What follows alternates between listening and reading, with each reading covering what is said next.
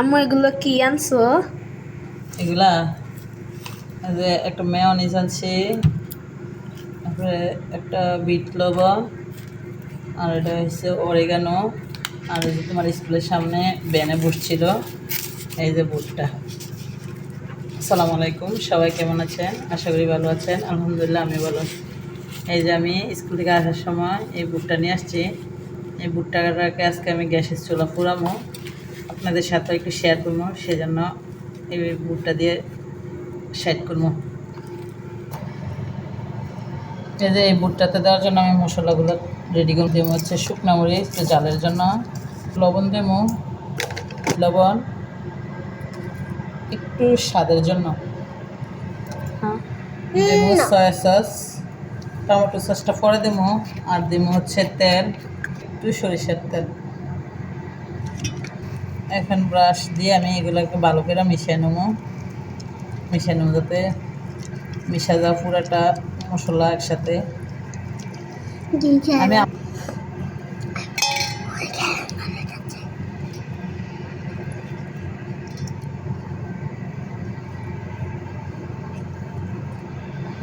ফল দিয়ে মুড়ে দিলে ভালো হবে না কিছু।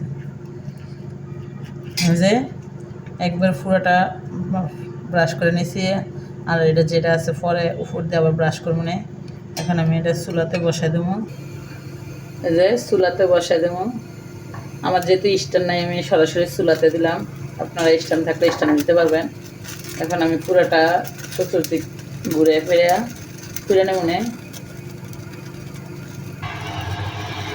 দেখেন অর্ধেক ফোড়ানো হয়ে গেছে, আর এটার যে সুন্দর একটা স্মেল বাড়িতেছে যা বলার মতো না। সয়া সস, শুকনো মরিচ এবং সরিষার তেল তিনটা মিললে অনেক সুন্দর একটা ফ্লেভার বাড়িতেছে। এগুলোকে আবার ব্রাশ করে আবার একটু ফুড়ে নেব।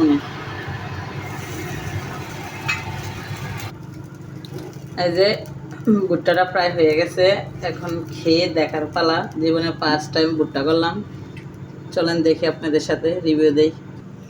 আর একটু স্বাদ বাড়ানোর লাগা দিয়ে দেবো হচ্ছে প্রাণ সস দিয়ে খামো বাচ্চার সাথে। আমি একটু সস খাই, দেখি সসের টেস্ট কেমন। এখন ব্রাশ করে নেবো সসটারে পুরো ইয়েটার সাথে। এক সাইড তোমার জন্য করি, একটু আম্মুর জন্য করি। হ্যাঁ, আচ্ছা, একটা আফ্রিকা এক সাইড। এখন এটা আমার ছেলে এদেরকে জানাবে স্বাদ কেমন। নাবু খাও।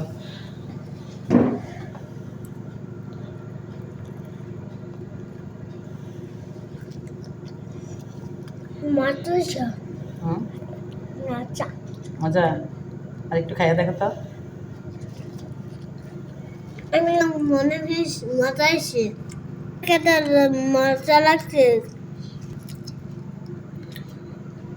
ভালো ভালোবাসিনি, কেমন করবেন? এই যে আমার ছেলের খাওয়া দেখে হয়তো আপনারা বুঝতে পারছেন যে ওর ভুট্টাটা অনেক পছন্দ হয়েছে। আমার ভিডিওটা আপনাদের কাছে কেমন লাগছে অবশ্যই জানাবেন, একটা কমেন্ট করে, একটা লাইক শেয়ার করবেন, আর নতুন হলে চ্যানেলটা সাবস্ক্রাইব করবেন। সবাই ভালো থাকবেন, সুস্থ থাকবেন। আল্লাহ হাফেজ, আসসালামু আলাইকুম।